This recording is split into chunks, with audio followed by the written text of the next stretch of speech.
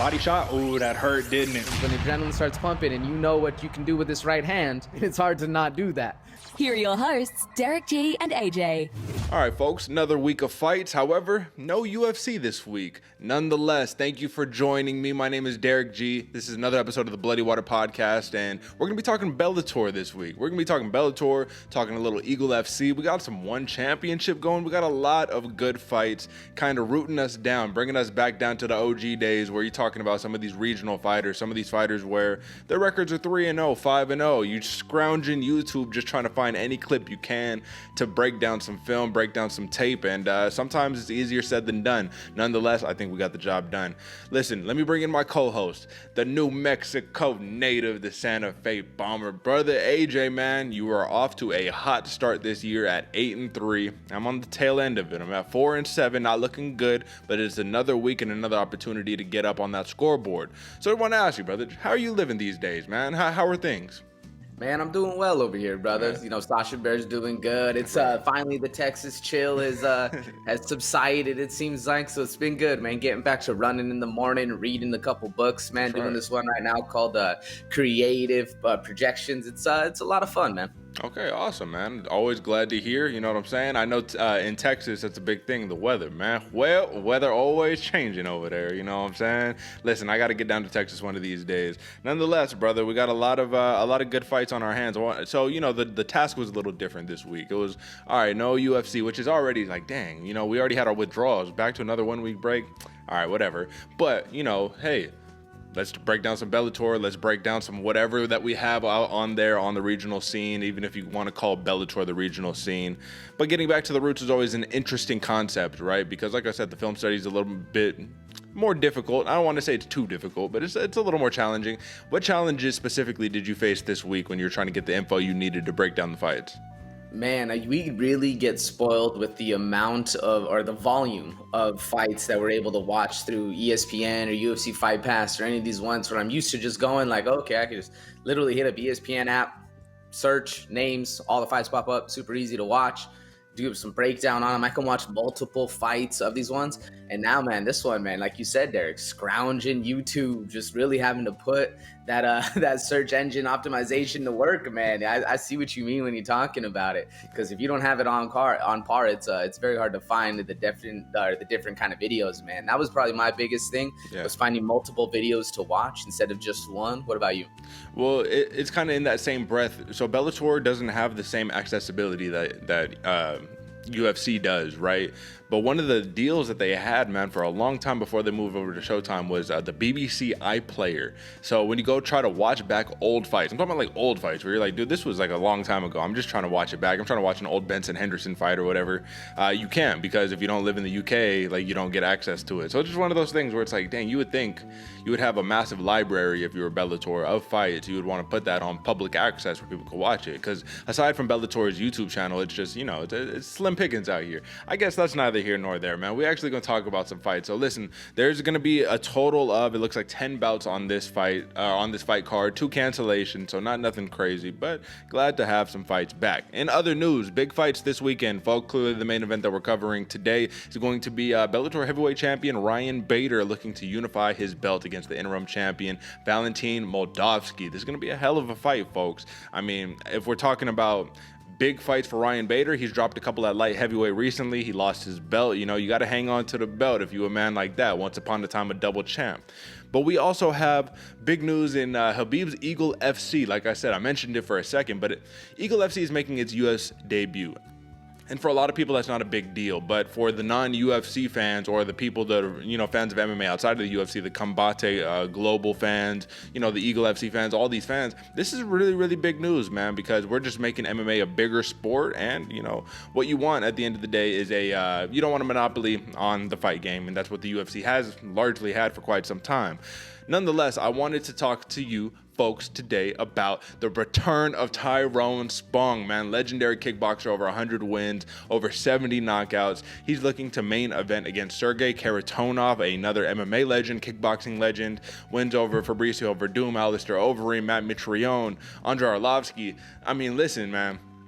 AJ, this is one of those cases where I'm not surprised that a lot of people don't know who these guys are, but you got to give Khabib some respect because you got names like Rashad Evans coming back on the card. Like I said, these two legends, Ray Borg. You got a lot of fun names, man. What do you think about this whole entire promotion, brother? Because this could be like the new farm ground for the Dagestani fighters where they're just building up their stable here, or this could be a true new competitor in the mixed martial arts field. What do you think?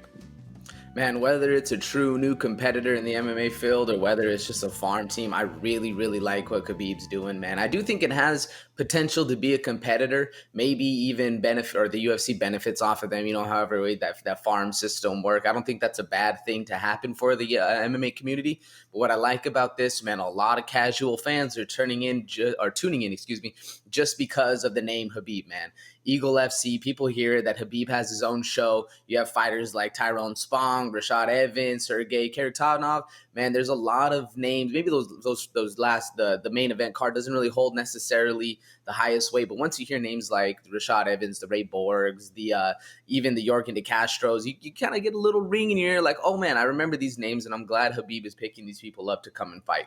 What's nice about it too, he's also showing off or showcasing the other side of the card, man, the people that really need to come up, the farm system people that we're talking about. I really enjoy what Khabib's doing here, especially because it's getting a little bit more casual fans to dive deeper into that hardcore status. They're really starting to watch other promotions, not just the UFC, which I think bring more eyes to the MMA community. It's going to make it more well-rounded for everybody, man. I really, really like what's going on. I hope people tune into this for real.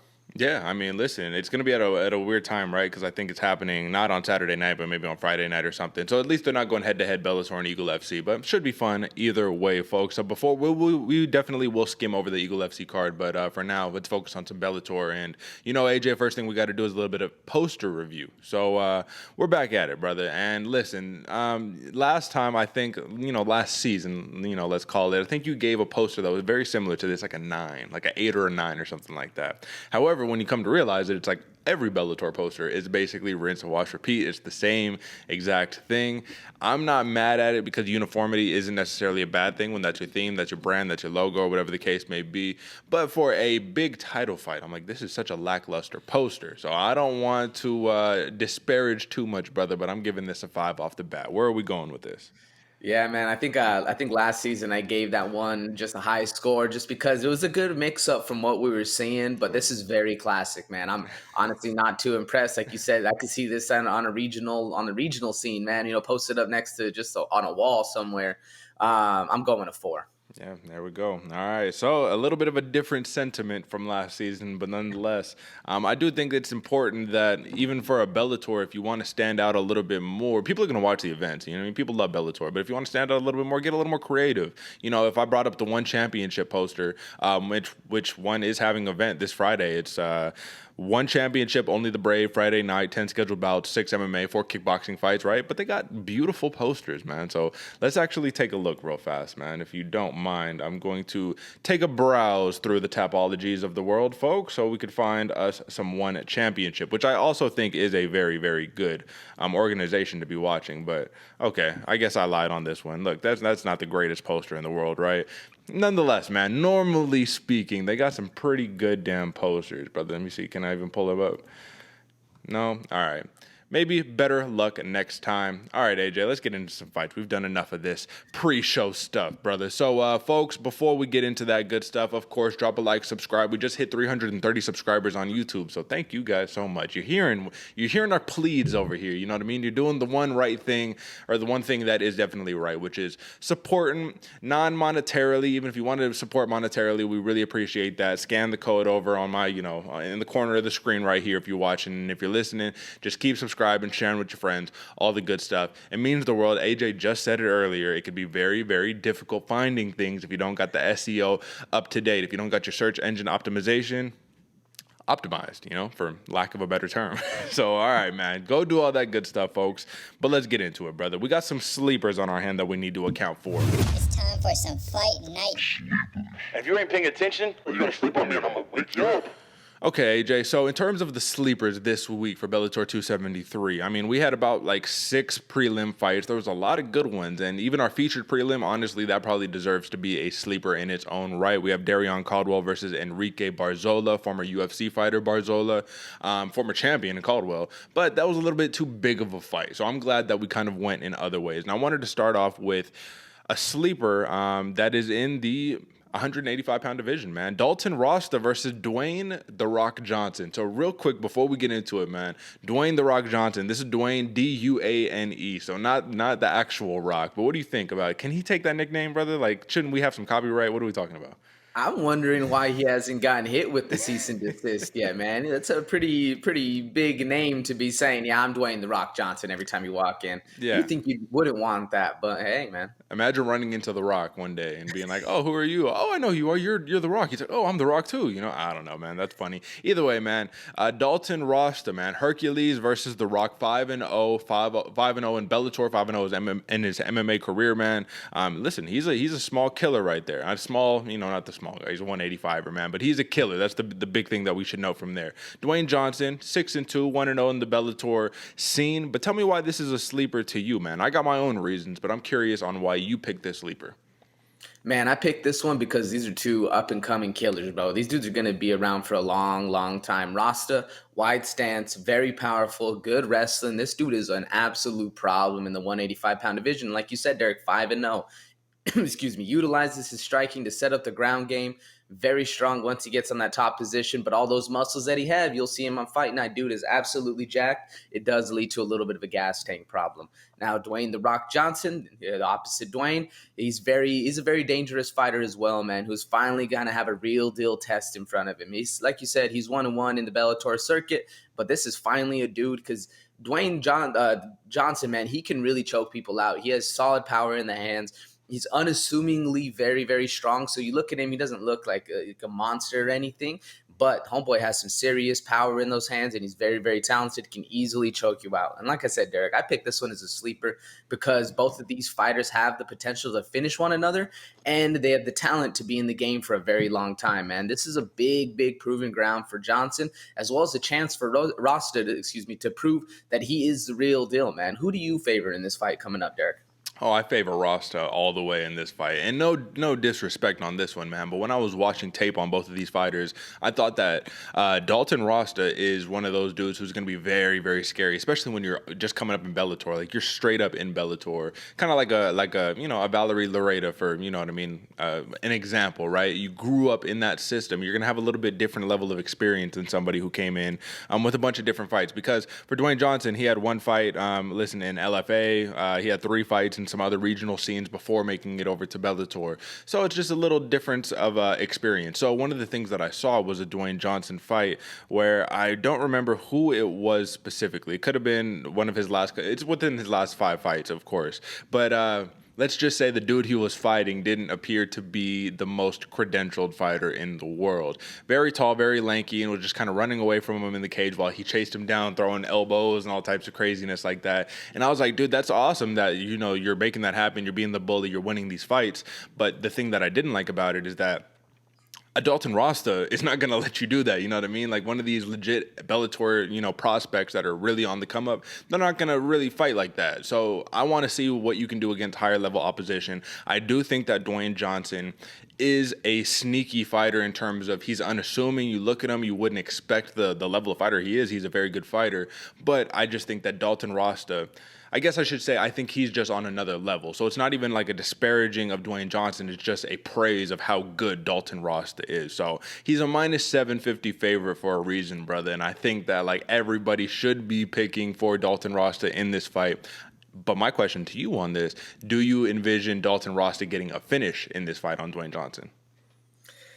Oh, a finish. I mean, it leads to, or the numbers do lead that way. It looks like Rosta can easily get that finish. But at that same point, man, Duane does know his stuff on the ground. So not necessarily, I think if a finish is going to come, it's Rosta going to be cracking Johnson over the head, going to see some KO, TKO, something like that, because Johnson is very talented on the ground. So I don't see a submission coming the way. I don't have the numbers in front of me. But I'm pretty sure, both fighters are very good on the ground. Only one win by submission for Johnson, but he's only lost by decisions. So if he gets knocked out, it'd be an interesting one to see. Well, the interesting thing to me is Rosta opened up his career 3 straight TKO wins in Bellator, all within 2 rounds, right? So a couple decision wins in his last fights. Like Ty Guerter is one of the fights where he had a decision win, but Ty Guerter is a hell of a fighter, dude. He's a very scrappy, like Hawaiian type fighter, you feel me? So those dudes, they're as tough as they come. For Duane Johnson, once again, like I said, he got a submission in his last fight, but other than that, he got 2 knockouts in his last 5, a couple decisions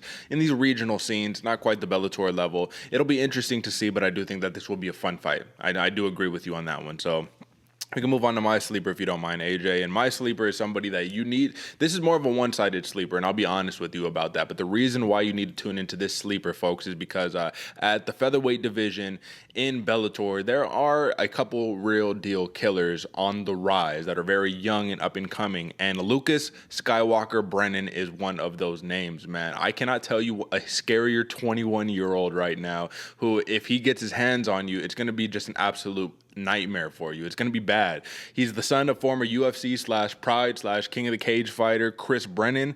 All 3 of his submission wins of his 5 total wins, because he's 5-0, 5-0 in Bellator as well. All 3 submission wins have come in the first round. Very much a flow striker. He's got the crispy left hand coming out of that southpaw stance. But like I said, that BJJ is something else, man. Like, it's crazy because dudes are over here trying to pressure him. He's in that kind of flow state, kind of like a Bill Algeo that we just saw a couple weeks ago, flowing on you. But as soon as you come and you close that distance and you shoot in and you make the mistake, he'll wrap his head or his arm around your head, around your neck. Next thing you know, you're getting anaconda, you're getting guillotined, you're getting something, man. You're getting front choked, rear naked choked, whatever. This is the biggest favorite on the card at minus 1,400. But let's show a little bit of respect to his dance partner, because you got to have a good dance partner to have a good sleeper. And his dance partner is Ben Lugo, 5-4, making his Bellator debut, man. And this is a dude who's got a nasty guillotine for real, man. Good top control, good ability to get to his feet when he's taken down, which makes this fight interesting, which makes it a sleeper, because you got the flowy, more submission-heavy type striker in Lucas Brennan, who, if he can't keep the fight on the ground, it's like we're going to have to see what you can do on the feet. It's going to be an interesting battle of wits right there. But, piston of a right cross, legit jiu-jitsu, man. It's going to be fun back and forth on that one. But this is my question to you on this one, AJ. Obviously, these are 2 lesser-known prospects. Lucas Brennan is a little more known than a Ben Lugo, or Lujo, excuse me if I'm mispronouncing the name. But my question to you is, when you see numbers like this, which is something we really only see on these regional scenes, minus 1,400 favorite. I mean, at this point, do you just throw $10 on Lugo just for the sake of saying, like, dude, I mean, at plus 775, I mean, I think you can make a pretty good comeback on that one. What do you think? I think you almost have to, man, especially for these fights on the prelims. You never know how it's going to go, man. I do agree with you. Brandon is way more of a killer, has a little bit more steam to him. Dude's on an absolute tear of a run. But Lujo, however you pronounce it, he's pretty good too, man. He's a serious killer in there. He got controlled in his last fight against, who was it? Natan Levy.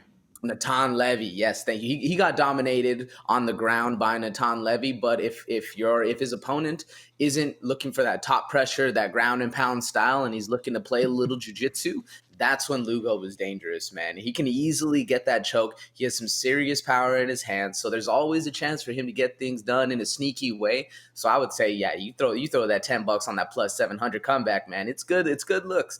I mean, there's never a black and white situation in these kind of fights where it can go down. Although Lucas Brennan is a killer, man, and he will choke you out any chance he's given. Absolutely. But the other question is, this feels a little reminiscent to, I believe it was, I think it was Steven Peterson is his name, and he was fighting Chase Hooper. And I want to say that this was the bout so I'll look it up as I'm kind of talking about it. But it was interesting because Hooper was the big favorite. He's the big jiu-jitsu guy, you know what I mean? Oh, you have this OG veteran or whatever the case may be. Whatever. We got, this young jiu-jitsu prodigy. He's just going to grab you. He's going to heel hook you, whatever the case may be. But what we saw in that fight that was interesting was that wasn't nearly the way that it went. And it was actually Chase Hooper's last fight. So when I pull it up, AJ, this was, Steven Peterson. It was a unanimous decision loss at UFC 263. And this was a fight where the grown manness of a Steven Peterson, who is in his 30s, he's a full grown ass man, was just too much pressure for the young frame of a Chase Hooper. And that's my question for this one. Lucas Brennan is 21 years old. Ben Lugo, he's 32 years old. So at 32 years old, you're pretty much built into your frame. Do you think that there's a chance of that same situation repeating here? Because 21 years old, man, you're still growing, still getting big. What do you think? Man, you're still getting big, and the biggest difference I've always noticed with people when you're that young, yeah, you might be real powerful, but the mechanics aren't really there. The body hasn't been set in stone to where you're able to flip people just like that. Where Lugo, man, you got that serious grown man strength. You've been flipping people left and right for a long time now. Your body's had that time to adapt, so I could easily see that happening, man. That's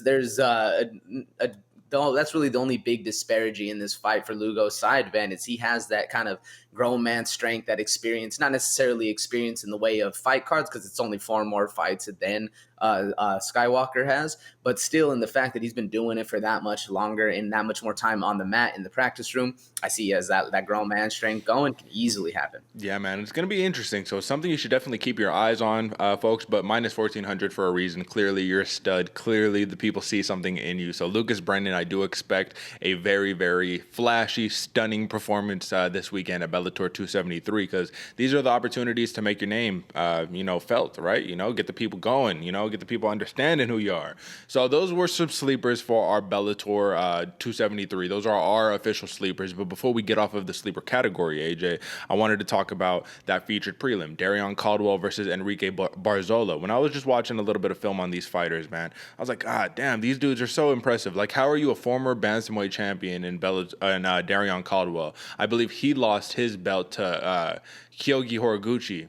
Right, so it's like you lose to a guy like that, right? You were once upon a time champion, but now you're here on the featured prelim. This is a little Dominic Cruz-esque, you know what I mean, in my opinion.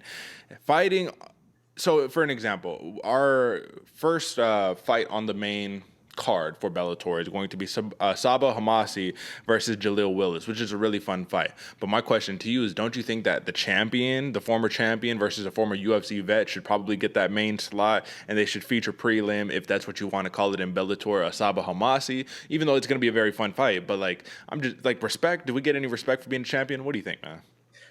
Man, I agree, because spot on the card, we've talked about it all the time, is probably above all what you're shooting for. But at the same point, Derick, when Bellator only has their prelims on, open access to everybody on YouTube, they don't put out their main card. You got to really do some deep dives and find those, hit up the MMA cores, hit up the sites that you're not really supposed to go and watch. MMA core is actually a good reputable site. I don't know what I'm talking about. But if you're just watching stuff on YouTube, they're only getting the prelims. So that's when you're getting the Enrique Barzola, these Derick Caldwell, those fighters. So they're actually getting maybe arguably a little bit more screen time. So it might be better for them, arguably, at that same point. Depends on how many people are actually tuning in and watching. But replayability factor, you're definitely getting more eyes on you for the featured prelim. So I could see both. I could see the little bit of disrespect coming. You're not putting me on the main card, even though I used to be champ. I would be a little upset myself. But you can also see where they're coming from, where you get a little bit more eyes on that feature prelim. Which would you rather have?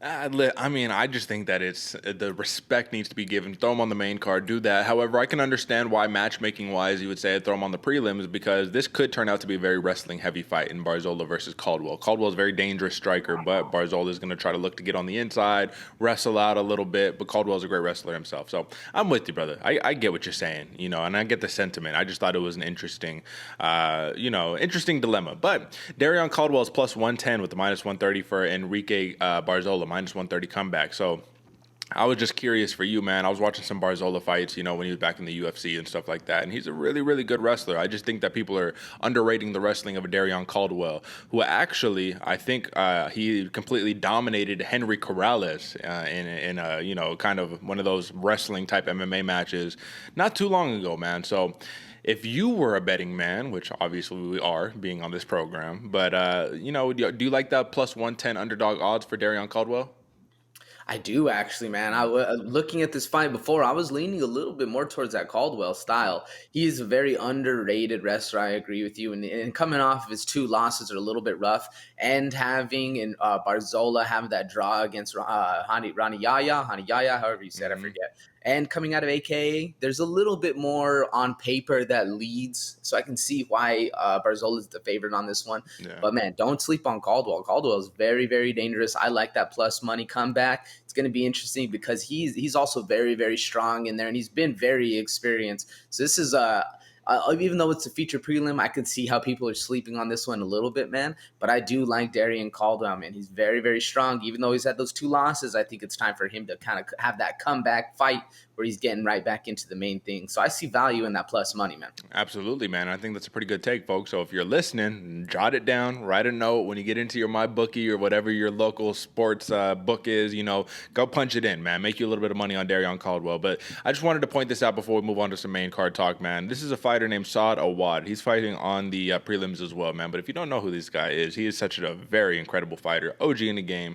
You can see he won his last fight against Nate Andrews. It was a knockout win in the first round. Very impressive. But he was coming off of a nasty skid, man. Look at this. This is 2 decision losses, armbar loss, a knockout loss, a no contest. I mean, that's a 5-fight winless streak right there for Saad Awad. Nonetheless, he comes back like a champion does. He has a win over a Ryan Couture. He has I was about to say Randy Couture. Yeah, right. He's fought some of the best to do it, man. The Patricky Pitbulls, Will Brooks. He even has a win over Will Brooks. But he's been fighting for a very long time. This is the whole point. He started in 2006. And he's fighting a Chris Gonzalez who is 6-1, hasn't been fighting for too long, man. But this is just interesting because, listen, I don't know too much about Chris Gonzalez. I'll be honest with you, folks. But I do know that Saad Awad is much-watched TV every time that he steps into that octagon. So definitely tune in. But I just wanted a quick little opinion piece on that one, man. This is Bellator is also a promotion that is that you'll find some of these disparaging type fights or these disparities within the fights in terms of age, man. Chris Gonzalez is, let's look at it. He's 30 years old, and Saad Awad, when I pull it up, he is 38 years old, right? So when we're talking 38, we're talking the Rashad Evans of the world, you know what I mean? Like when Chuck was still trying to get it in, What do you make of that, brother? Do you like that? I mean, 30 and 38 is a big gap in terms of age. You have someone who's potentially at the prime of their physical being around 30 years old, right? Versus somebody who was in the sport of mixed martial arts. You've probably lost a bit of your steam. But however, Saad Awad still got the knockout power. So what do you think about the matchup?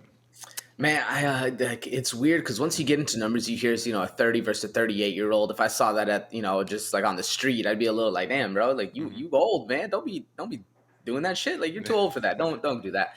But at the same point, you come in and you see this Duke, 38 years old, swinging with the young bucks in the cage, and he's actually holding himself well and has some power and has that veteran style, that quick wit or that gritty attitude where he can get things done. You're a little bit more impressed, man. We've seen it come from like Andre Arlovsky. We'll talk about, a Benson Henderson later on.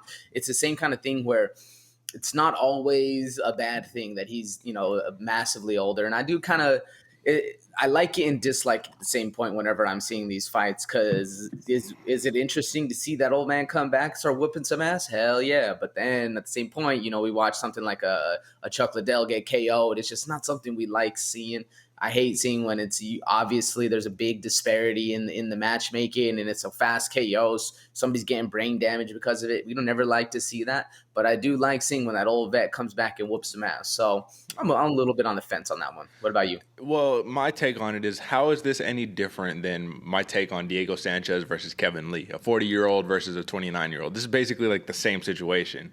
So that's just the thing where I'm like, do you have to have this matchup specifically? Like, you couldn't get a dude that was a little closer to his age? Or if you're a 30-year-old, do you even want to fight a 38-year-old? I don't know, man. I think all the advantages are for the 30-year-old. However, the 38-year-old, this could be one of those things where they're saying, Saad Awad, you got to win in your last fight. However, you went winless in the 5 fights before that, so you have to fight for your place in the organization at this point. That could be that, but then again, Bellator doesn't have the most name power in the world, and Saad Awad is definitely a name, in my opinion. I mean, I know who the man is, and when I see that, I get excited to watch him fight. So that's another sleeper in the Bellator card, and really, AJ, at this point, man, when we're just taking a look at it, obviously we're about to break down this main card in a second. We got some fun fights over here. I think we'll just leave it at that, man. So those who are watching, you can see I'm just scrolling through the topology. We got the Ben Parrish versus Sullivan Cauley, Weber Almeida versus Fabricio Franco. Nikita Mikhailov, he's actually a really, really good fighter against Blaine Shutt. And yeah, man. So we'll talk about the main card in detail in a second. But let's move over to some Eagle FC real fast, AJ. And when we're looking at this, like you were saying, just going through this card, man. Tyrone Spong, Sergey Karatonov, Rashad Evans, Gabriel Checo, Ray Borg, Cody Gibson. That should be a very, very interesting fight, man, over there at 135 pounds, specifically bantamweight, folks. Don't remember that. Ray Borg is coming up from 125. Let's see who else we got, man. This dude right here, really good, man. Ramazan Kuragomedov, man. So if you got a Medov at the end of your name, you're probably a savage. But in all jokes aside, this dude is actually a killer. 9-0, fighting out of Russia against John Howard. And, really, folks, it's just going to be a fun card overall for this one championship. It's interesting that they have so many bouts here, and I just wanted to look at it lastly. Happening in Miami, Florida, AJ, man. So before we move on to the main card of this Bellator, the Bellator 273, just tell me what you're making of this, man. It's in Miami. We got Game Bred Jorge Masvidal trying to take over with the Icon fights with his Game Bred organization. You got Khabib coming in. This is just a little bit of an extension of the conversation that we had earlier.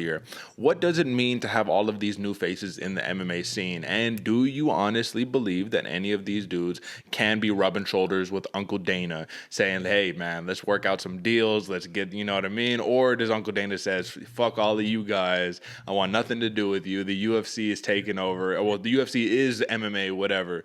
What do you make of all this, man? I don't think Uncle Dana's that shark in the water that lets the little fish swim next to him, man. I think he's snatching them all up, to be honest with you, man. I think he's even said to himself, if you want to be a promoter, go do a promotion on your own thing, give it a shot, try it out. Let me know how it works out for you, because he knows how hard it is to get it going. But I do like the fact that these are in Miami. It's going to be an American-based promotion, which I think is very, very smart from Khabib. And Miami's the place to go if you want to see some entertainment, man. You want to get wild in the streets. It's definitely a fun city to do it in. There's a lot of people watching, so a lot of people are going to be tuning in. But I don't know. I'm pretty. Isn't it broadcast on UFC Fight Pass as well? Did they partner up? I think. I don't think Eagle FC is. I could be lying. Well, listen, we'll check in on a later date, folks, and we'll give you the update on that. But for right now, I mean, that would be a leap there, brother. I don't know if Uncle Dana is willing to have that. However, it's Khabib, and he might have worked something out. So we'll see. But right now, I have no answer. Yeah, I'm not sure. For some reason, I thought it was, but I could be wrong at the same point. So I'm not entirely sure. But I like it, man. I like that these new things are coming in. I don't think that they're going to be a partner. I don't think they'll be rubbing shoulders, nor do I think there'll be competition. But I do think it'd be a good farm system, or at least another spot for other people to go after the UFC that isn't necessarily a regional scene. Because that's the worst, man. When you see, somebody like a Big Country, for instance. I don't know why he just came to my head, but you see him, fighting in regional scenes. You're like, damn, for real, man? You're one of my favorites on The Ultimate Fighter. Big dude coming in swinging, and now you're over here in Kentucky. So it's a little rough. Yeah, no, absolutely. I think the big thing that's going to come down to is if Eagle FC does indeed pay a lot better than the UFC, that's going to cause a little bit of friction between the two promotions, I do believe. But last thing before we move on, I promise on this one, man. This is, AJ, this is Rashad Evans' record over his last 5 fights. 0-5.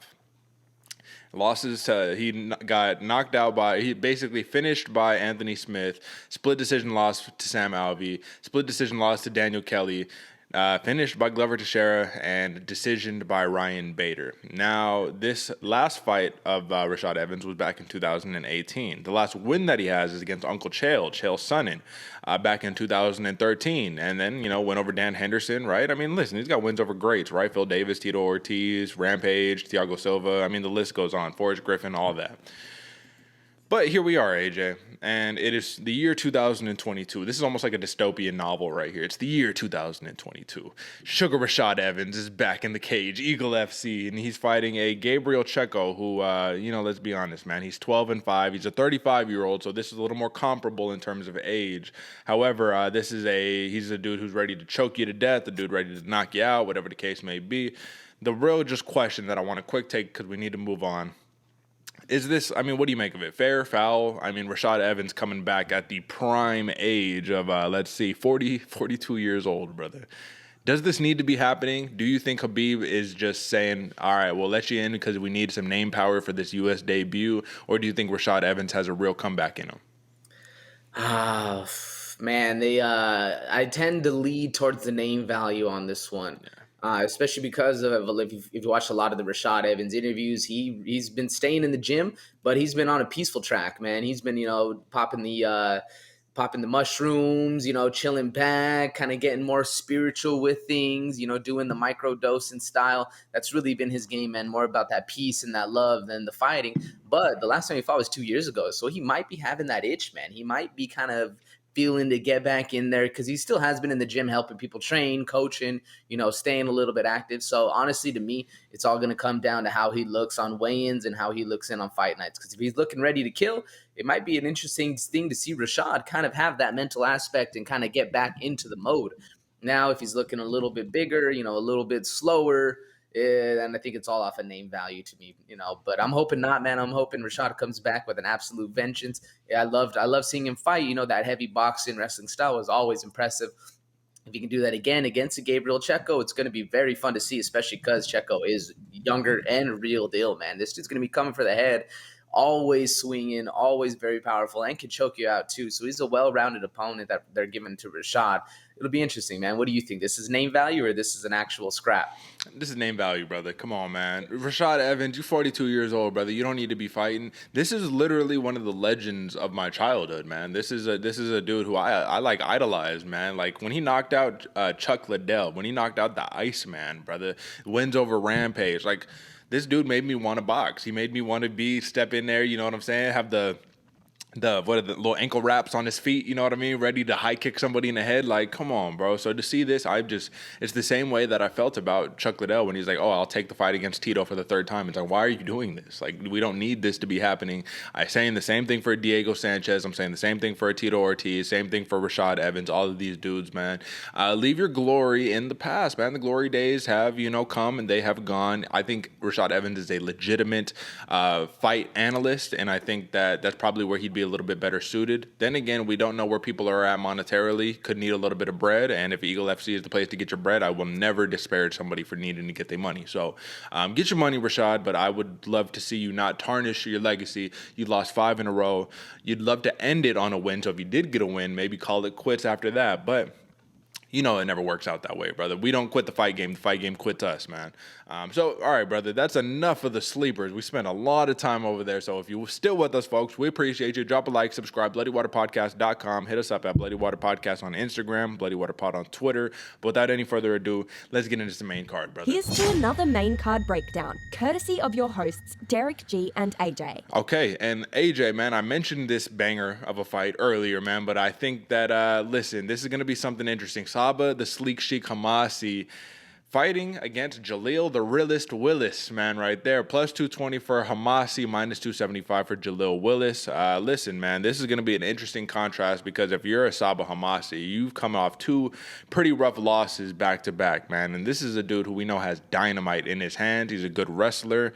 Primarily uses his boxing to close down the distance and get in close to his opponent. But Jaleel Willis, man, this is a long, rangy fighter. Calf kicks, teeps, he'll throw everything to you, man. Sneaky lead leg liver kicks, man, against his orthodox opposition.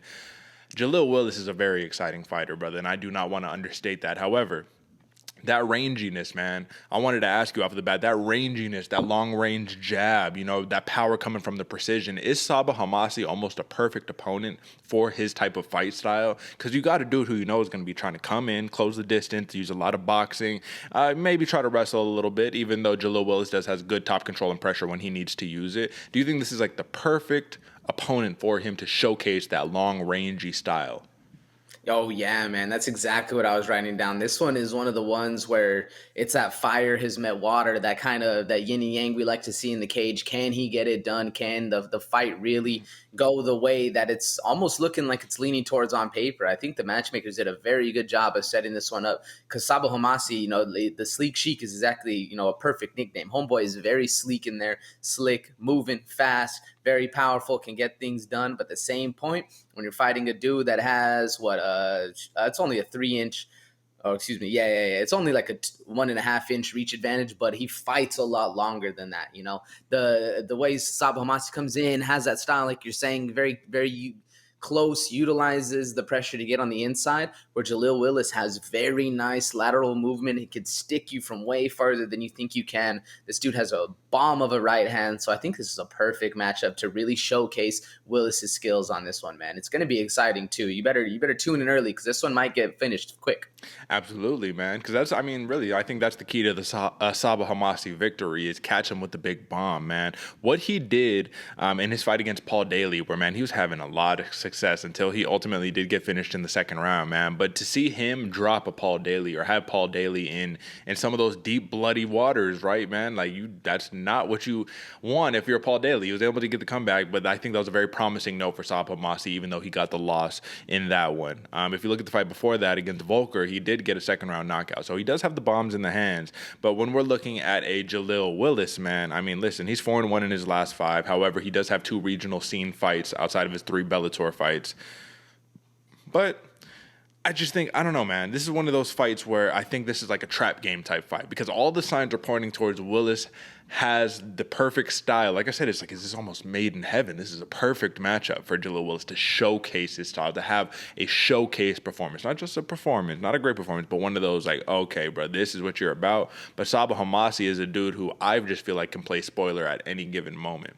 3 losses in a row is going to be pretty rough for a Homasi who right now he's sitting at 33 years old, right? So you're not getting any younger. What does he have to do to have some advantages here against Jaleel Willis to mitigate some of that long ranginess, man? Besides the boxing, besides getting in close, do you see him trying to utilize some of that wrestling? Even though, like I said, Willis is an underrated wrestler himself. What do you think? Well, Willis is underrated, and I think really coming off his last fight against Mamedov, he kind of lost a little bit of that wrestling steam. You know, everybody saw him kind of get controlled, get the guillotine choke put on him, and really get dominated in that first or in his last fight. It ended in round 1. So I think if Sabah Homasi can do the same thing, really take the fight to Willis, put him on the ground, really get that wrestling going, and put him in put Willis in some situations that just make him uncomfortable, kind of get the heart rate beating a little bit faster, working a little bit harder. I think that's Sabah Homasi's best path to victory. Not necessarily look for a choke or a submission of any kind. Just really start putting the hands to the face, really start working the ground and pound, and then get Willis uncomfortable, man, because he's still new in the game, like you said. He's 4-1 his last 5, but 3 of those are regionals fights. So it's not necessarily the same level of competition where Homasi's been doing it for a long time, man. It depends on how the fight goes. If it ends early, I'm leaning a little bit more towards Homasi. If it ends later, I'm leaning a little bit more towards Willis because his style is very not conservative, but he does have a better gas tank than Homasi, man. Homasi's down for a war, and if he can get that war going in the first, that's when I think it's going to be best suited for him, man. What do you think, Derick? Well, you know what, man? I do think that Jaleel Willis simply has more weapons than Sabah Homasi. However, that doesn't mean that you can't win the fight. I do think that if he pressures him, if he keeps him up close, if he gets his back against the cage, is able to, stay away from getting like a big counter, I think Sabah Homasi could use that boxing very impressively to try to just beat up and make it a dog fight for Jaleel Willis. I think that's really the key. If he makes it a dog fight, if he makes this a scrap, dirty boxing, all of that good stuff, a lot of clinch work, that's his best chance of victory, in my opinion. However, Jaleel Willis, man, like I said, if he could hit you with a beautiful lead leg body switch kick to your liver, just, beating up that body, hit up to the head, calf kick, beat you up all over the place where you don't even know where the next strike is coming from, it's just going to be a very difficult prospect to be able to sit there and be like, I'm just going to stop the offense of a Jaleel Willis. So I think he's a minus 275 favorite for a reason. But one thing that I did think was interesting is that he has a win over Dakota Bush, who is now in the UFC, even though I believe he is I think maybe 1-2 or 0-2 in his UFC tenure. That's neither here nor there. I think it's interesting just because it's like, okay, when you can have a name like that on your resume and you're not the most experienced fighter, it does go to show, okay, even in these regional scenes, you putting it on some dudes that are legit, right? However, Sabah Homasi, one of his biggest wins is another UFC vet, Curtis Millinger. So I'll just put that out there. Ultimately, AJ, man, we're going to give our picks right now. And, I just want to show this because this is always a little concerning to me. The fans over there, Tapology Community Predictions, out of 705 predictions, 81% are going for Jaleel Willis on this one, only 19 for Sabah Homasi. And that's just a little concerning to me because I don't want to fall into a trap game. You know what I mean? Nonetheless, I do think that Jaleel Willis, like I said, has all of the tools to win this fight. So I'm going to go Jaleel Willis, and I'm picking the over on 2.5 rounds on this one. I think it's going to be tough to get the sleek sheik out of there unless you got the big power on it. So I think he's just going to pick him apart, accumulative damage, decision win, thing of beauty, back in the win column for Jaleel Willis. What do you think, brother? Yeah, I'm with you. I'm really hoping this, like you said, this isn't a trap game kind of style because I agree with those numbers. I like the 275 favor for Willis. It makes sense. It's like a perfect setup. But that 220, there's some value in there if you're a Homasi fan, because if Homasi can dominate him in the first, make it a dirty war, get him out with some power, I can see that happening.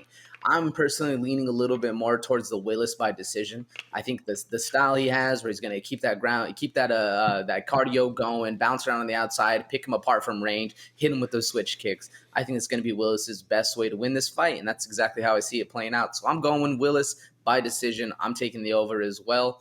It's like you said, a perfect style for the showcase fight right here. It's going to be fun to watch either way, and I do predict it's going to be a banger of a fight, man. Fun right from the jump. It's going to be a lot of fun to watch. I mean, and that's probably, like we were talking about earlier, why they are the first fight on the main card. Open it up with some fun, open it up with some action. I think it's definitely a must-watch fight, folks. Sabah Homasi versus Jaleel Willis, so definitely tune in. Okay, AJ, next up, we got Henry Corrales versus Aiden Lee. This is going to be a fun fight, brother, a very fun fight. Henry Corrales is 2-3 in his last 5 over the course of Bellator, and Aiden Lee is 3-2 in his last 5, all 5 fights in Bellator. This is a featherweight matchup, and I was just a little bit surprised, just a tiny bit surprised to see Henry Corrales, being the veteran he is at 35 years old. He is a minus 150 favorite with a plus 125 comeback for Aiden Lee. And the reason why I was a little bit confused is because even though Corrales does have some submissions to his name, 6 submissions, we've seen him get out-wrestled kind of numerous times in his MMA career.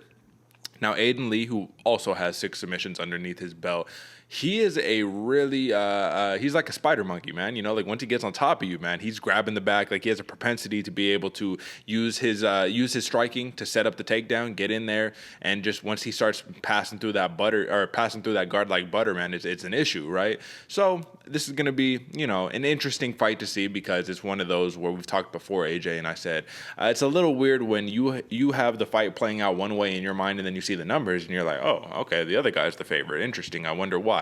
So let me ask you this off of the bat. Why do you think Henry Corrales is a favorite in this fight? Is it because he's a veteran? Is it because he's got more knockouts, more power in his hands? Is it because he's more of a better counter striker? I mean, give me some reasons why you think that Henry Corrales is a favorite here.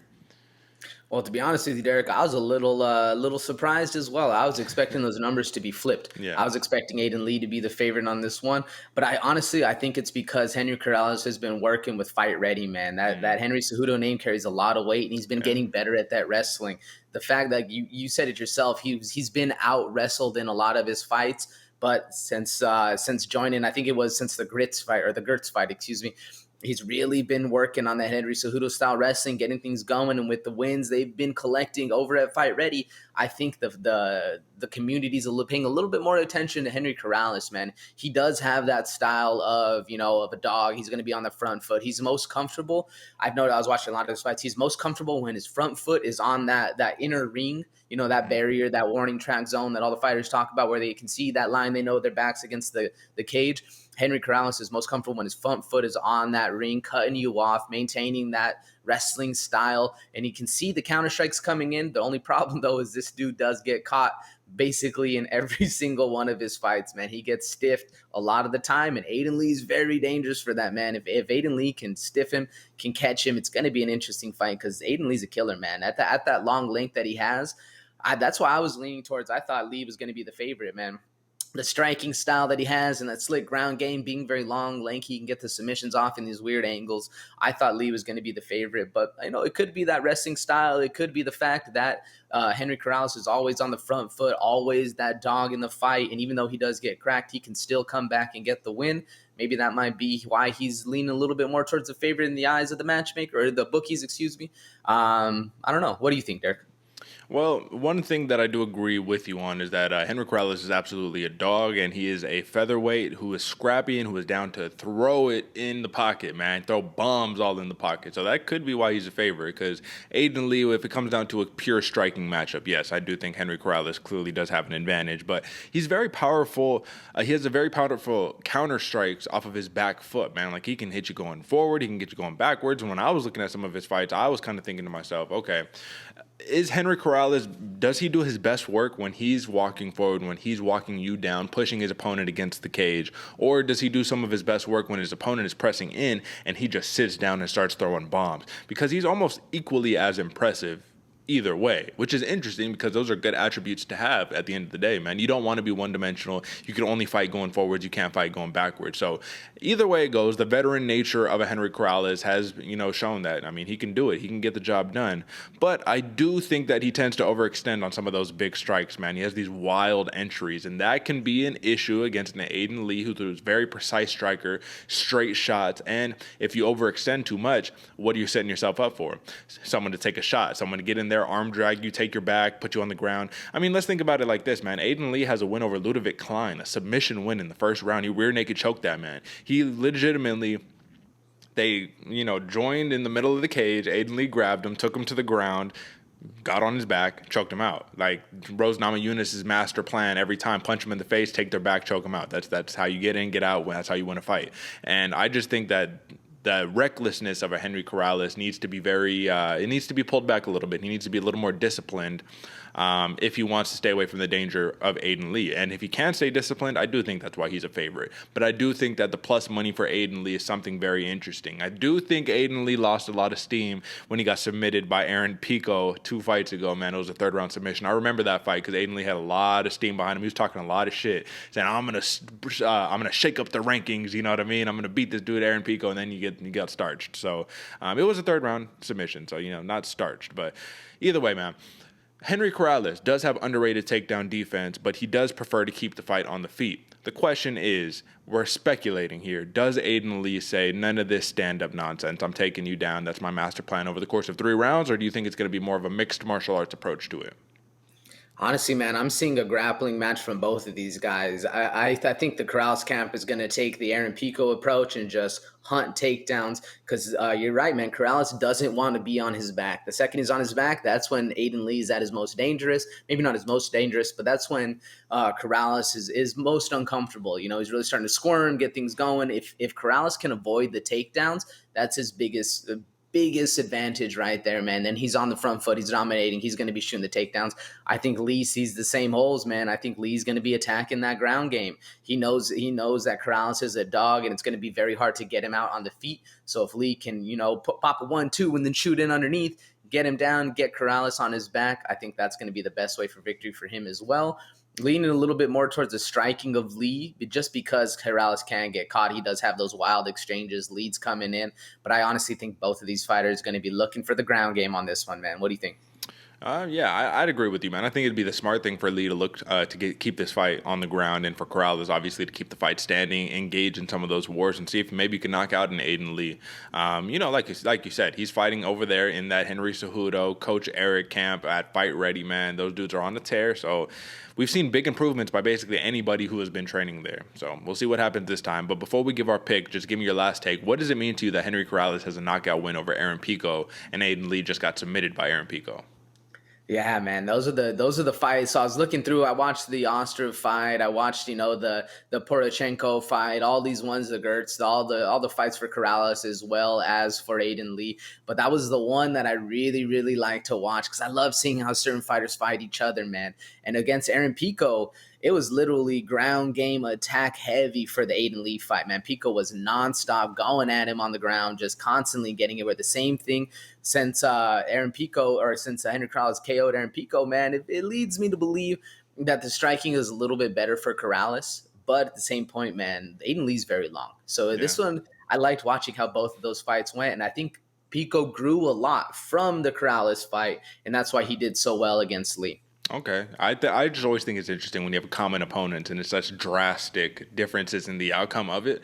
But either way, let's give our picks on it, brother. We have the young Aiden Lee, the old wily vet, and Henry Corrales. Man, do you like the striker or do you like the grappler? Who's winning in your eyes on Saturday night? Oh man, so this was where I was a little surprised at the odds because I had it going the other way, man, and I thought I was gonna be taking the long shot. I'm going with Corrales by decision. Okay. I'm going with the supposed striker, but I honestly think that Fight Ready's gonna have him going for the ground game, man, taking that Pico approach and just shooting the attacks, dominating the ground, beating Aiden Lee up for 3 rounds, getting the win, not really doing anything too risky. Where if Aiden Lee, I see him working the more calculated shots, getting him hurt, and then taking it to the ground. I think just Fight Ready is going to be on another tear, man. They have a couple champions in the belt, or a couple champions at the stable, So I'm going Corrales, and I'm going Corrales by decision. What about you, Derick? Okay, so it sounds like you're taking the over because this is a 2.5 rounds is the over on this fight. So let me just jot that down. And listen, brother, I like that, the way that you explained all of it, Henry Corrales in your eyes being kind of the dog in this fight, because Aiden Lee did have a lot of hype behind him, and I still think he does, man. I don't think that loss to Aaron Pico should have dropped too much hype from him. I'm picking Aiden Lee here. I think the submission game is going to be a little too dangerous, and that's what it comes down to, man. It's like, when you're making a bet sometimes, or you're making a wager, or even just thinking about a fight, sometimes you could look at it like, okay, can Henry Corrales keep Aiden Lee off of him for 3 entire rounds, man? I just don't know if that could be the case. But could it happen? I mean, I don't know. It definitely could. It's a 50-50 shot, really, if we're just estimating, if we're speculating here.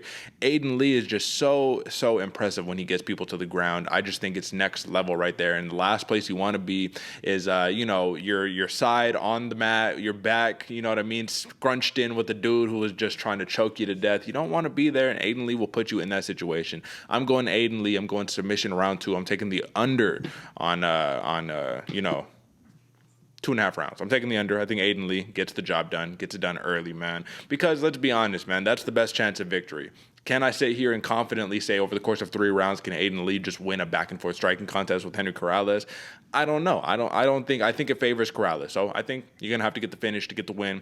But he's had no problem doing that because he has 3 finish wins in his last 5 fights, man. So, 2 by submission, 1 by knockout. Listen, man, it is what it is. Should be a fun fight, though, in the featherweight division, man.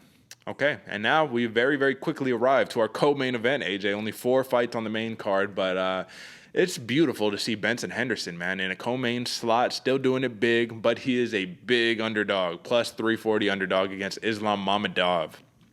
Minus 450 favorite. These Russian fighters, dude, they're so good. These Dagestani fighters, they're so good. Islam Mamedov is such a good fighter. I can't even really describe it.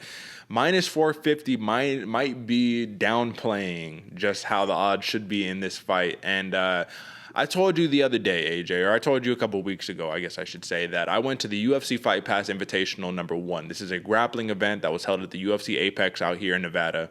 And Benson Henderson, he was part of that. He did a one-on-one matchup again with Ben Saunders. And if you remember Ben Saunders, I think this dude was like a middleweight, a light heavyweight or something like that. Probably a middleweight. Very tall, very lanky. He's like 6-something feet tall or whatever the case may be. But Benson Henderson, he squeaked out a win in the grappling scene against a Ben Saunders. However, Ben Saunders is kind of an old man these days, brother, so it's not really the same thing as a young killer like Islam Mamedov. This dude is 32 years old. He's on a 19-fight win streak. Listen, man, this dude just rinse, wash, repeat, get in front of you, grab you, take you down, top control, smash your face. This is typical smash style from an Islam Mamedov. Benson Henderson, on the other end of that equation, 2-3 in his last 5, right? You know what I mean? He took 1 fight at welterweight. He has most of his fights over here at lightweight. But it's just been pretty rough, brother. 3 straight losses to Michael Chandler, Jason Jackson, and Brent Primus, which is not bad fighters. Those are not bad fighters to lose to, but at the end of the day, you don't want to be on that skid and be at the prime age of 38 years old. AJ, what can Benson Henderson do to keep this fight on the feet? Because even though he's a BJJ black belt, even though he has 9 submission wins, the last place you want to be is you're back on the mat with Islam Mamedov on top of you. What can Benson Henderson do to keep this fight standing? It's going to be tall waters right there, Derick, to keep this fight standing, man. Mamedov is an absolute killer. But honestly, I think if Benson Henderson can stay busy, hurt Mamedov on the hands, keep those kicks going, but not necessarily throw body kicks, but more throwing those leg kicks, get something that kind of stifles the explosion of the Mamedov, then I think that he'll have a little bit better of a chance, man. But those odds are pretty correct right there. That's if not, like you said, underplaying how dangerous of a fighter Mamedov is in this one, man. And don't get me wrong, Benson Henderson, always dangerous, very methodical, very high fight IQ. So he knows what to do, and he knows that he's going to have to at least not get grabbed. That's the biggest thing. If he can maintain that movement, not get grabbed, not get smashed on, then I think he has a better fight, especially because he needs to win this one. This is a must win for Benson Henderson. Maybe not because they'll cut him, but maybe just because on a 4-fight skid is a little bit rough. But if he can actually not start slow like he usually does, because he's notoriously a very slow starter, if he can start fast, keep those hands fast, kick low, and then get out of the way, get out of dodge, not get grabbed, not get grappled, I think it's his best option for win, or his best route to a win. What do you think, Derick? You know what, AJ, man, this is a tough one for me because Benson Henderson he has a very kick-heavy offensive game, right? That's some of his best attributes is, throwing those body kicks, throwing a little leg kick or whatever the case may be. I mean, Joe Rogan often attributes Benson Henderson as being the founder of the modern-day calf kick, right?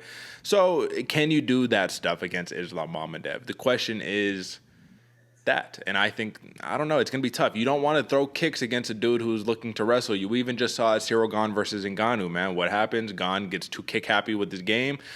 Francis scoops up that leg, slams him on his head.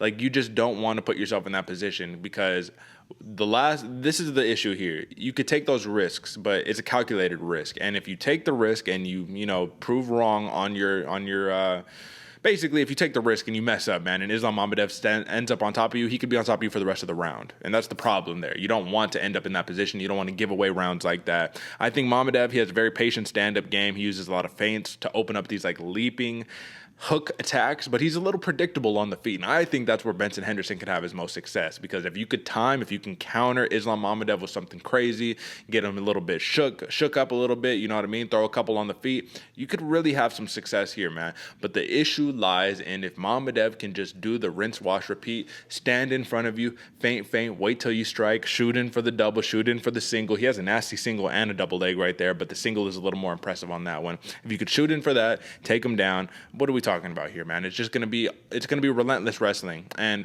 one thing that is interesting, AJ, I wanted your opinion on this real quick.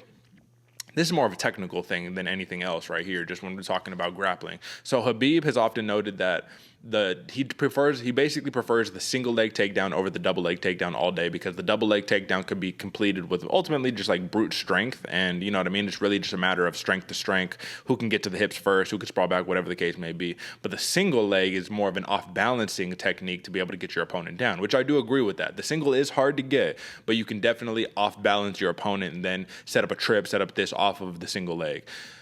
Islam Mamedov has one of the best single legs that I have seen in recent days. And listen, he's got the same Dagestani approach that all of these other dudes do as well. But what do you think about that just basically thought process that Khabib had? I thought it was an interesting technical tidbit, man. The single leg or the double leg? Do you have a personal preference? Do you like one better than the other? What do you think one's more effective? What do you think? Man, it's hard because anytime I'm always thinking of just how I like to get down, man. Anytime someone's shooting that single leg, you're easily able just to chicken leg it and then dip out, turn around, kind of run away. A lot how John Jones gets it done, man. He throws those kicks, they get caught. You just chicken leg, go down, turn around, walk right out, slip out of it. And if you're able to stay balanced, stay bouncing on that one foot, the single leg is a lot harder to get taken down with. But also at the same point, man, when somebody hits a double, they don't get their hands locked, you sprawl out. It's a very easy way to get around it, unless that guy's just going to absolute brute power you and gets in on those hips. A little more efficient, I guess is a better way to put it. Honestly, me personally, I'd rather hit that one leg, that single leg, just because most people don't have that balance. You could lift them up. They don't have that flexibility like a Derek Lewis, where they try to lift that leg up and he just goes up with it and keeps bouncing on his one foot. I think the single leg is a little bit more tricky to hit, but once you do, you get people down. So I could see where Khabib's talking about, because it is more of a balance thing. Me personally, though, if you're throwing a kick, you get that single single leg caught. Just go John Jones style, man. Turn that knee down, let it bend, and run away. Yeah, no, I like your assessment on that. I'm more of a blast double guy myself, personally, but I do think that, the more experienced person that you're up against, you have to work those singles, you have to work the trips, and I think that is something that Khabib, I'm not saying like this has nothing to do with Mamedov, but I just think that collective culture in that Sambo style, in the Dagestani Russian style, I do think that they prefer the single legs over the doubles a little bit more. You just see it more often. All right, AJ, before we give our picks on this one, the common denominator, for Benson Henderson in his last 3 losses is he's fought 3 people who are really good wrestlers: Michael Chandler, Jason Jackson, Brent Primus, whatever the case may be. Islam Mamedov in his last fight won a split decision against Brent Primus. Benson Henderson lost his last fight against Brent Primus. Unanimous decision loss for Henderson. Split decision win for Mamedov. Notable wins, that's basically it for Mamedov. You have other really good names, but a lot of PFL fights and all that good stuff. For Benson Henderson, we know all the classic wins that he has, but as of late, Saad, Patricio Pitbull, and Jorge Masvidal. Those were the big wins as of late for Benson Henderson. Clearly, striker versus grappler, wrestler. Even though we know Benson Henderson is a great grappler himself, I just think that this is not the fight that you want to be grappling in. Who wins the fight, brother? Does the smooth get it done? The OG Benson Henderson, once a champ, future champ, you know the philosophy? Or is Dagestan taking over, brother, and Mamedov is looking to make it 20 wins in a row? What do you think? Whew, man, I'm rolling Team Russia on this one, my man. It's a hard one to fight. This is a very, very tough fight for Smooth Benson Henderson on this one. And, man, like I said, has he been working the ground game enough to not be grabbed, kind of keep away from it, fight that style? It's a very uphill battle to go. So that's why I'm going Mamedov, and I'm going by decision, man. I think it's going to be a 3-round drag out where Mamedov is just on top, controlling the entire time. If he doesn't get smooth out, it's just because he's good enough on the jiu-jitsu to be able to escape a little bit. But Mamedov is just going to have that pressure-heavy style, that smash that we love seeing, especially with Khabib in his corner. It's going to be a very uphill battle for Benson Henderson. So that's why I'm taking Mamedov, and I'm going with the over. I'm going by decision. It's just going to be the smash game we've been seeing for a long time. Mother Russia is here. They're taking over. You can see I got the little, where is it? Right there. Little Russian doll right behind me. So I'm rolling with Team Russia. Now you're good, brother. It's just a little, just because Russia's here, man. Russia's here to stay. And that's why I'm rocking with them. I think it's going to be a very fun fight. Yeah, no, absolutely, brother. I mean, I'm in the same boat. I think Islam Mamedov gets the job done. Decision win as well. The over is 2.5 rounds, so I'm going over on that one. And, I mean, listen, man, the over, let me see, on this one, it says it plus 200 for over 2.5 rounds. So I think they're thinking that it's going to be an early finish, which is interesting. But I'm rocking with you as well. We'll rock the over. Islam Mamedov gets the job done via decision if Benson Henderson could stick around. But like I said, man, it's just one of those tough things where stylistically, I mean, this just favors Mamedov. But we could be wrong. I mean, when we saw Rafion Stotts versus Mamedov, and Rafion Stotts put it on him, I mean, everyone was surprised. Not too many people. Rafion Stotts wasn't surprised, I'll tell you that much. But all right, man, that's the co-main. Now, AJ, man, this is low key, brother, but this is the second heavyweight unification bout in a row in terms of the 2 weeks back to back, man. Ryan Bader, the heavyweight champion, is seeking to unify his belt against the interim champion Valentin Moldavsky. Now, the question to you on this one is that in the UFC, the Francis Ngannou-Ciryl Gane, a lot of people said, is this the unification bout or is this Ngannou's first title defense? Should they have even put in an interim champion? I don't know. This is a little more appropriate because Ryan Bader, over the last couple of years, he's basically said, I want to go work the light heavyweight belt, defend my light heavyweight belt, do the light heavyweight Grand Prix, all that. Kind of held up the heavyweight division pretty bad. So Valentin Moldavsky, he gets a very big win in his last fight against Timothy Johnson, to get the interim championship right there. So I don't really know if that was the correct fight to make to be truly like who should be the champion of the heavyweight division. But nonetheless, man, this is going to be an interesting fight because let me ask you this. Or I guess let me set the table. Ryan Bader, plus 260 underdog, minus 350 favorite for the interim champion, Valentin Moldavsky. Now, Ryan Bader, he lost his last fight to Corey Anderson at light heavyweight. He got knocked out. He won against Lyoto Machida. That was a big win. But he loses against Vadim Nemkov. He loses his belt. He gets knocked out in the second round at light heavyweight.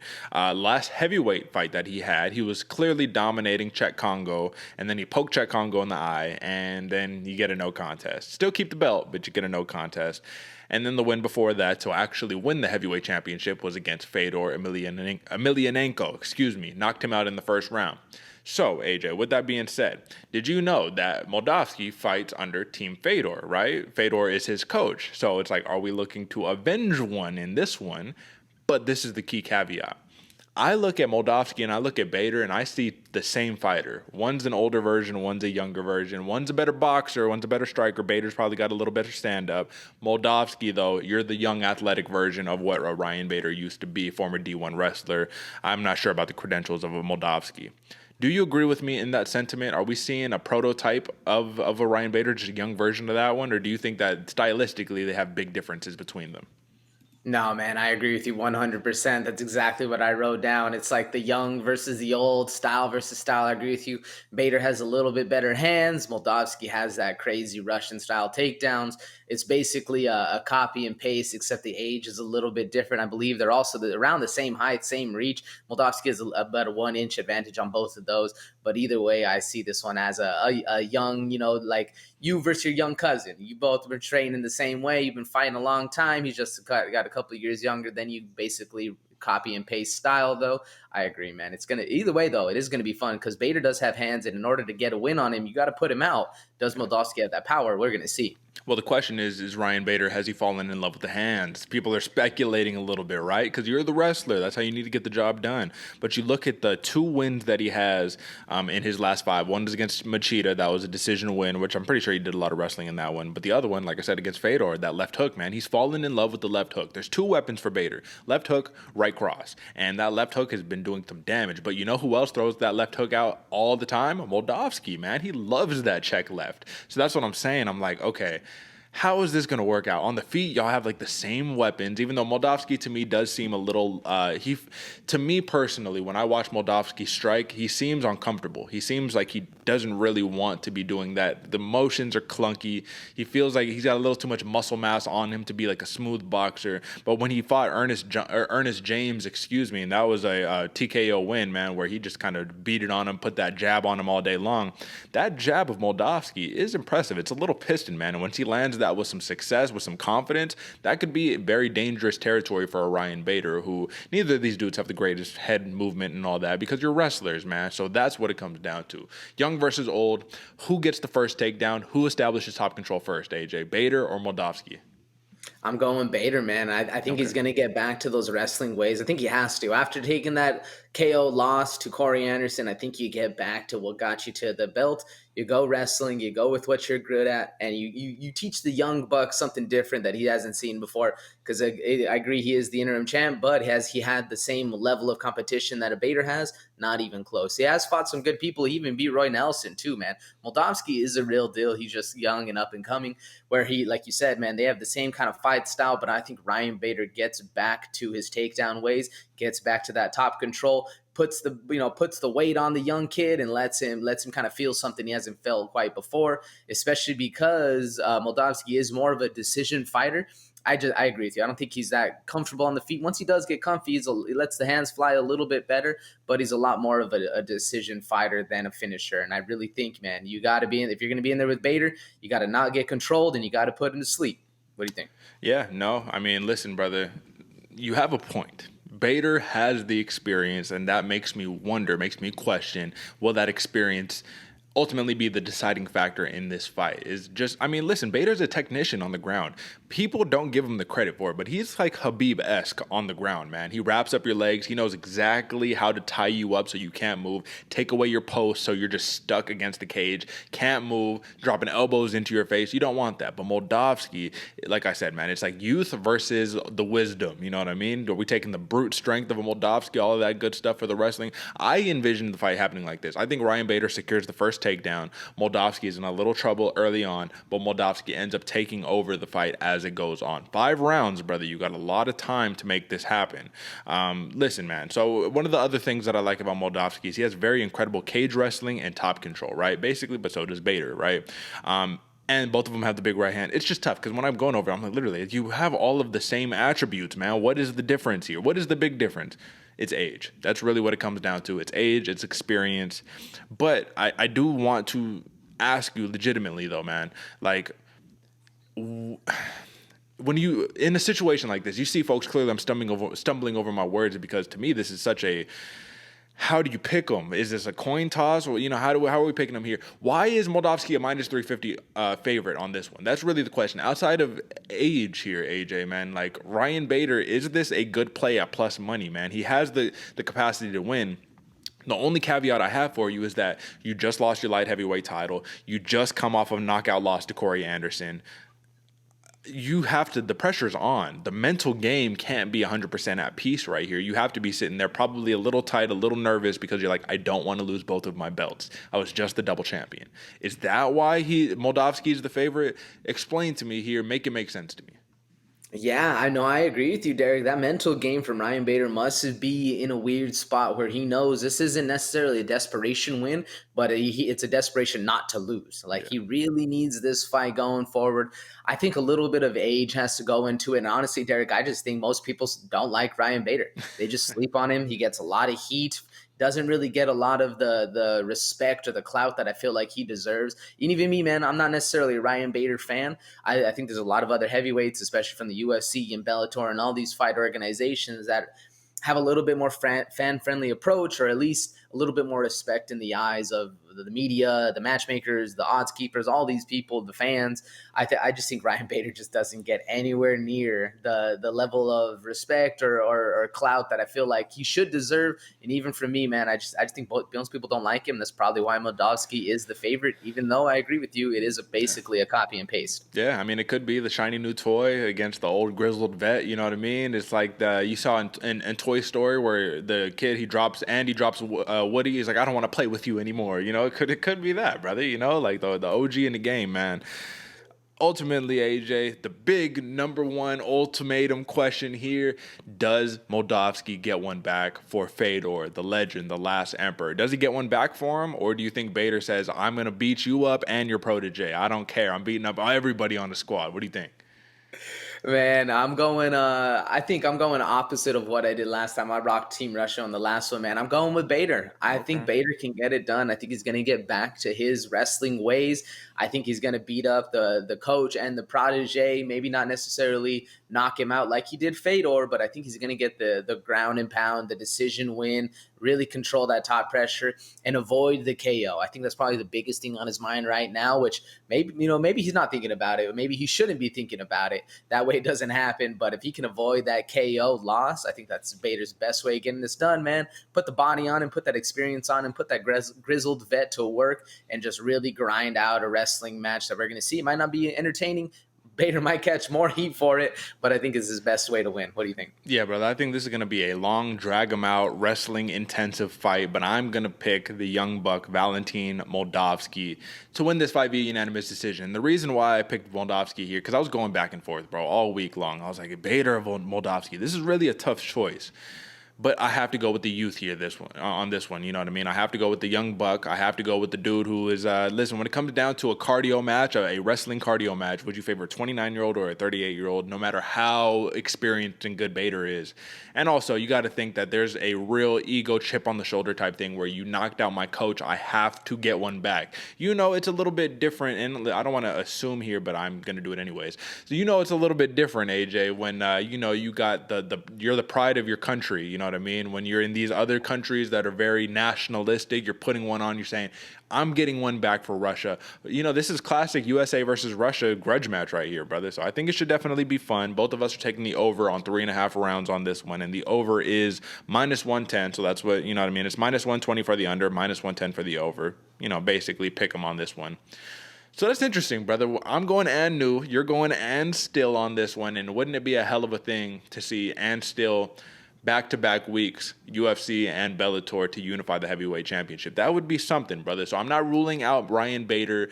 I'm not ruling out his possibilities of winning this fight whatsoever, because I think it could totally happen. I'm just rolling with the youth a little bit on that one, folks. So that's the main card picks, folks. That is the entire main card gambit. What a fun one, man. Always a fun one talking that good stuff, AJ, man. So as we move on to the next portion of the show, basically the outro of the show, I do want to let you know, listen, man, this is not just a UFC podcast. This is a combat sports, all of the MMA good stuff, folks. So we're going to have some new fun stuff upcoming in the near future, but that was basically what we had to break down, AJ. I think that this was a little refreshing, a little bit different than the usual stuff, man. But let's just take one last look, my dude. Eagle FC, come on, brother. Tyron Spong, Sergey Karatonov, Rashad Evans, all the fun stuff, man. We're going to have a lot of really, really fun fights overall on this card. And I guess the last thing, AJ, I just wanted to pull this up just to see where we stood on this one. Yeah, 86% of Tapology going for Moldavsky, 14 for BADER. I'll just put that one out there, brother. But, with that one being said, man, Eagle FC, Bellator, lots of fun fights, folks. And listen, man, I don't know what else we have to say there. So, AJ, brother, I wanted you to just give me a quick shout out, my man, on right now, this is prediction time. This is a very quick assessment, rapid fire prediction time. How successful is Bellator in the year 2022, man? It's clearly UFC, Bellator, and then we're getting in that weird spot for the pecking order of the PFLs, the Eagle FCs, the LFAs, all of these other ones. Is there any chance, because PFL is coming back, I think their season starts in April or something like that, right? Is there any chance in the world that PFL somehow, some way surpasses a Bellator this year, or vice versa, man? Where do you just see the pecking order playing out in this year of 2022? Man, I see Bellator firmly holding on to that number 2 spot. They're kind of, I was thinking about this earlier on. It was a weird, I was like, how are these guys still in business, but not in, growth of their business? They've kind of just stuck around. They have the people to kind of keep them in order. They have their fan base. I think they're going to stay in number 2. If anything, though, I think Eagle FC is going to surpass the PFL and surpass Ryzen as well as one. I think that's going to be the next one coming up, man. Okay, and that's definitely interesting, man, because I think that if anybody has an opportunity to be able to, really make some noise, man, I do think it is the PFL, the way they're going about it. They're trying to open up different challenger series and all types of, they're trying to go pay-per-view and all that stuff, man. It will be interesting. I don't know about that paywall type stuff, because you can only pay for so many fights, really, at this point, man. The UFC is already asking for a lot. Bellator, they want you to have Showtime if you want to watch their events, all that stuff, man. So that's just a little quick take on what the MMA landscape is looking like. I think Bellator could have some success, but I think you got to do something, right? You always tell me this, right, AJ? If you're not growing, you're dying. There's no in between. Stagnation is down. You have to be growing. You have to be trying new things, and I think Bellator has played it safe for many years at this point, man, and it's time to take a couple of risks. That's all I'm saying. AJ, it's been a pleasure. It's been a blast, folks. Hit us up at the website, BloodyWaterPodcast.com. Get you some merch. Use code BWP10 for 10% off of all purchases, man. We got a couple new designs up there. We are slowly but surely adding more designs as the days go. We'll get some hats in there, beanies, all that good stuff, man. For all the good stuff. You know what I'm talking about. So, AJ, brother, we're going to be doing it again. Monday, tune in, folks. Mondays and Fridays, 8 a.m. Short clips at noon. But Free Thinkers Club /BloodyWaterPodcast. That's the home. That's the hub. You dig. Any last words for the people, brother? Ooh, Derick already said it best. You know where to go. You know where the hub is. Go check out the website. Hit that merch podcast, but the merch on the store. But the biggest thing, man, just share it with your friends. You already know we get a lot of love out there. A lot of the comments, we'll hit you back in the comments. Biggest thing, if you're taking one of our bets, hit us in the comments and let us know which one you're rocking with and how much money you're making. Because I know you out there placing them bets and getting that cash, and I love seeing it. I love seeing people comment on it. We'll be there with you. We'll be hitting the betting line. So let us know what's up. Absolutely. So, all right, folks, it's been a pleasure. It's been an honor. We'll do it again on Monday. Until next time, folks. Peace.